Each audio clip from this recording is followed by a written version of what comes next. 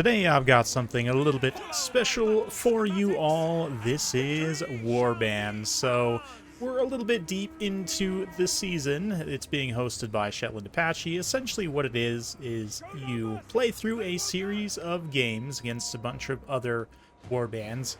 Each week, or each step, I guess, in the competition, right after each game, you get an extra 2,000 points to build up your army. There are certain restrictions on being able to buy like multiple abilities on the same round.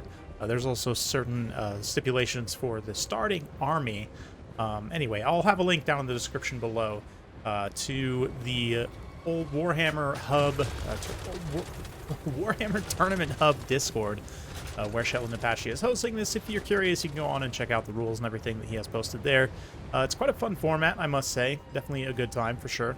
And we're pretty deep into this. This is week 7, so my army is fairly well developed, as is his. We've got some positioning fun going on, and as that plays out here, we'll talk about both of our armies. So there are backstories for each character. My character is John Hawk, the mercenary engineer captain, stride in his steam tank here that he purchased, I think, week 2. Got this very early on, because steam tanks are awesome. And after the nerfs, I feel less bad about using them because they're honestly one of my favorite units, both thematically, stylistically, and just as an Empire fan, I mean, why not? Lead into the Gunpowder theme, which is what I've done in this army. Basically, the rule was only spears and later halberds, plus gunpowder units, which, I mean, granted, after the Empire's DLCs, gunpowder in quotations units leaves me plenty of options for very strong units. As you can see here, we've got Engineer leading the squad of war wagons. I've got some Hawkwood long rifles, a steam tank with Master Engineer, and a land ship, plus some mortar wagons, and plenty of free company with spearmen for infantry. So yeah, my opponent here is Shetland Apache, the host of the Warband series himself. Let me go ahead and actually grab his backstory real quick. Shetland's warband is led by Newt Cracker, and his warband is actually a labor union. Newt Cracker, of course, having organized some laborers to try and get some rights. Yeah, been through quite a few battles, both of us already. Like I said, I'm not going to go through all the full backstories of both of us, but yeah. As you can see here, it's a pretty large-scale battle. Not quite 2v2, because there's not 2 people playing, but and not quite like double army funds, but this is, I think, we're 17,000 points in this battle, which is going to be a lot. So, something a little unusual today, but definitely a lot of fun. And as you can see here, we're playing a little ring around the rosy right now, as he goes this way to try and counter where I was. I go that way to try and counter where he was. Anyway, we'll fast forward a little bit through this. Whoops, that's not the button I was looking for. Through this phase here, this initial skirmish phase. Basically what we're doing is trading blows at long range. The Death Shrieker rocket launchers taking shots at whatever units I basically present to it, while the flyers, Demon Smith Sorcerer and others, are kind of flying around, taking some hits, but also doing some skirmishing themselves. Lord Fire here, the Demon Smith Sorcerer, yeah, Fireball, and of course his own pistol if he chooses to get that close, but right now, wisely keeping his distance. I'm going to use the main gun of the land ship, steam tank, to fire away. We've also taken a few shots with the long rifles, again, whenever targets present themselves, all staying forward with the war wagons to act as a little skirmish and a vanguard force. But the mortar wagons I've kind of set up over on this side here, where they can fire over the hill here. And you can see the Chaos Dwarf.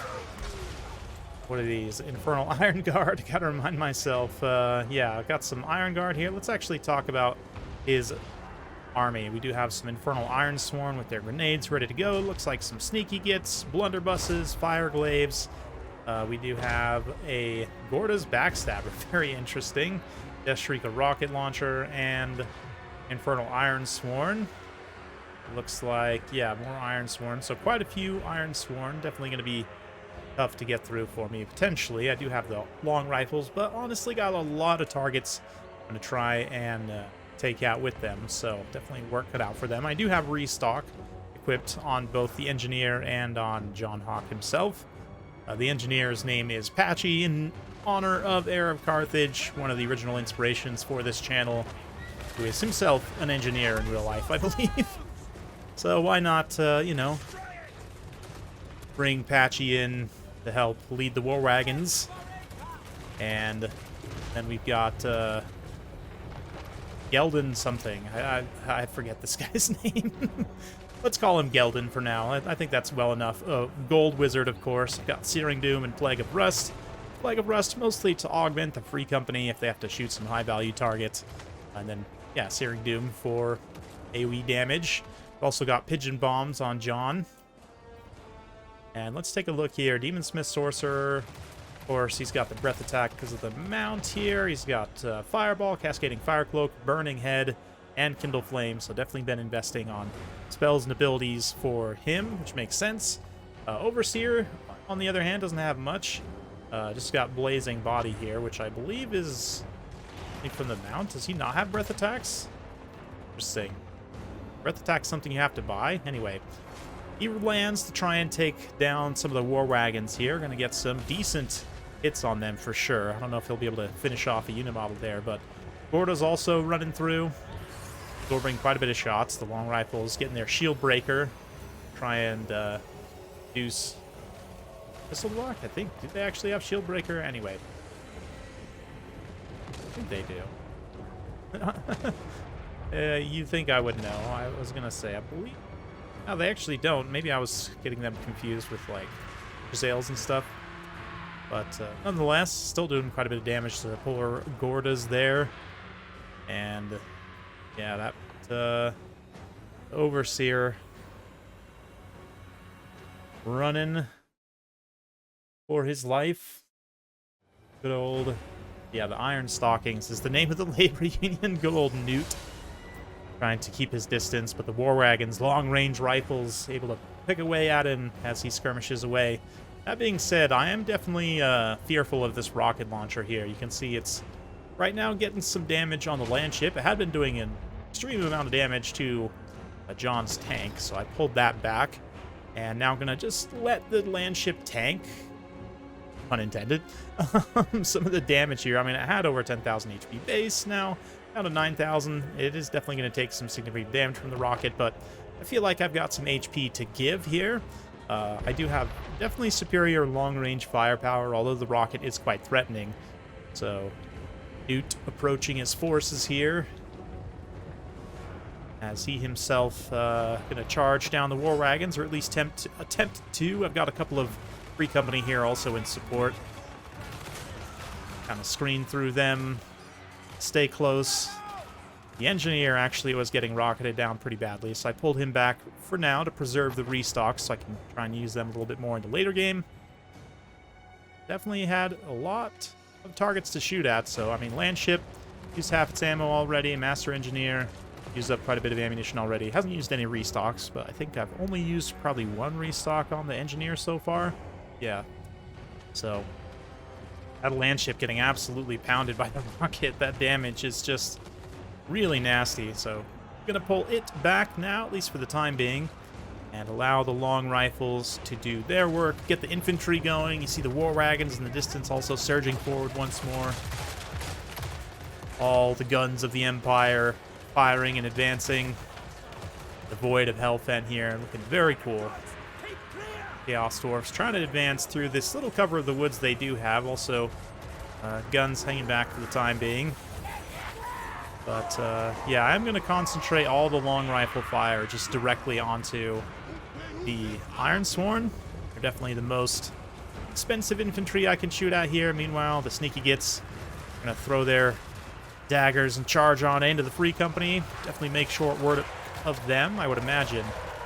But the War Wagon's going to kind of come in for a little bit of an aggressive flank position, try and actually cut off the guns, or at least give them something else to shoot at so they can't come interfere with this main fight. And then it's time to juice up the boilers, get those steam engines going, and charge on in with our war machines. On unleashing his grenade launcher as well. That did some pretty good work. Unfortunately, some of the previous games were on the old patches. I managed to beat Ryder Rohan, and then I lost against a Skaven player. I forget. There's a couple RTK players. My apologies to you guys. I forget the usernames. I don't want to check them right now. But anyway, Nasty Burning Head and the Empire Army, this mercenary company here under John Hawk, able to rout labor union quite handily. I would imagine the contract is from some dubious source that remained anonymous, but no doubt trying to get the labor union back to work, break their spirit. But yeah, nice big break here with the help of the war machines doing the leadership damage primarily. But yeah, the guns of the Empire definitely proving quite effective so far. These fire glaives, though, still going to be nasty. We drop a little pigeon bomb on that one. Meanwhile, on the other side, we've got some Iron Sworn now supporting the laborers. Going to try and swarm and overwhelm, perhaps collapse the flank. But 4 wagon mortars have used pretty much all their ammunition at this point. And both the single entities here, Newt and his Demon Smith, have taken pretty significant damage at range. So they're struggling right now. Still got enough ammo also on the long rifles to feel pretty comfortable with my position. We're going to press forward on all fronts. You can see the Iron Sworn pulling back here. Rockets still dangerous for sure. Going to continue dealing some damage to the Master Engineer. Balance of power is still pretty even, honestly. I'm definitely taking some substantial damage on my army. Could perhaps get some terror routes going here. You see the long rifles kind of right on the edge of the range there, so as the Overseer lands to get a break, the war wagons come in. I'm going to pop the restock for the Engineer as the rocket switches onto him to try and finish him off. And then all the long rifles switch onto the Overseer, and the damage is impressive, it must be said. The long rifles providing a really good firepower. I actually just picked them up in the last couple rounds, and definitely very, very glad I did.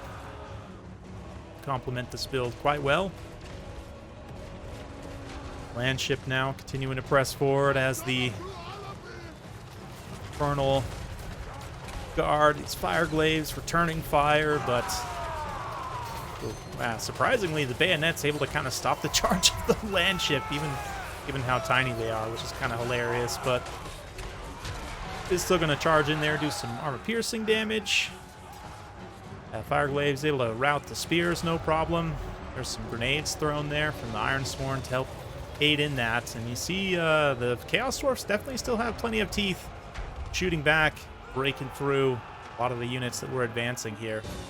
Myself, the steam tank, now firing off the last few shots to try and finish off the Demon Smith. We've got a bunch of like low leadership units here, trying to rout them off with just a handful of state troops. And then the long rifles also standing at this point. We've got Iron Sworn over on the far side, one of the reasons why the balance power is still so even. But I really need to protect John's tank as much as possible. So we're going to charge the landship into melee against the rockets. See, kind of around this little tower here. Going to get cornered. And, I mean, I say melee. What's in fact really going to happen is the landship will park right here, and several gunners will continuously unload into the side and just win. And the Demon Smith Sorcerer, Newt himself charges in, but I think he's within range to actually get shot by the gunners as well. He gets wounded. And yeah, that's pretty much going to be game there with those 2 critical single entities being finished off. He's Iron Sworn over here throwing some spiteful grenades, but going to get some Searing Doom for their troubles. Yeldon had been helping to shore up this flank for me, casting continuous Searing Dooms on this particular unit of Iron Sworn. Got long rifles also in a position, a little bit of an arc of fire to fire up and over these slight hills here. And Newt's Iron Stockings are routed from the field. And quite a fun game, I must say. Great game to Shetland. Big thanks to him, of course, for organizing, for putting the whole thing together.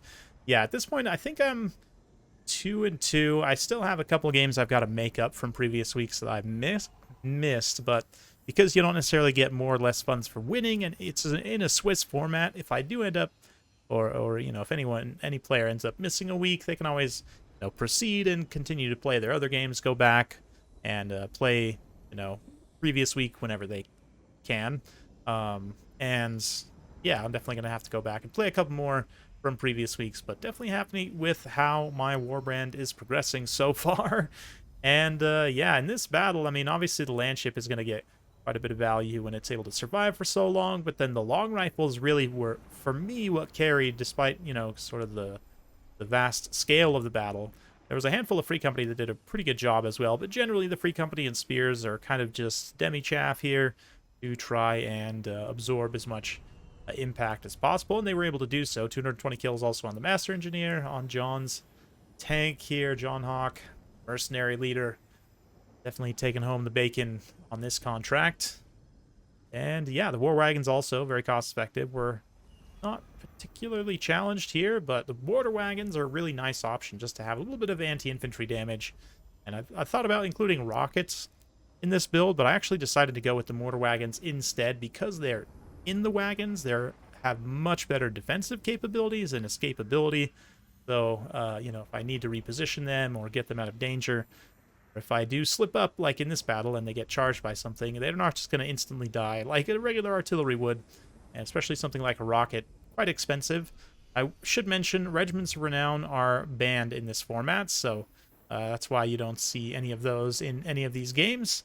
But anyway, yeah, for Shetland here, the rocket is the one bright spot for sure, and then definitely the Fireglaves end up paying for themselves as well, as do the blunderbusses. I think just needed to get those up in combat a little bit sooner, maybe, to help kind of ward off the Master Engineer and the Landship from contributing so much into the melee engagement. But the rocket, definitely very good, and may be worth picking up another one of these for Shetland, honestly. Yeah, 3,700 damage value, 14,000 damage dealt. That's 14,000 damage, mostly against all high-value targets. I think the lowest value target is the Master Engineer, or the regular Engineer, rather, who's, patchy here. I think it's like 900 points, 950, something like that. Is, relatively cheap. Tactically super important to get rid of, but anyway, that's it for me for today. Hopefully you guys enjoyed. If you like this sort of content, be sure to like, subscribe, hit that bell notification button. Every time I upload a new video, you'll be notified. Thanks again. We'll see you next time.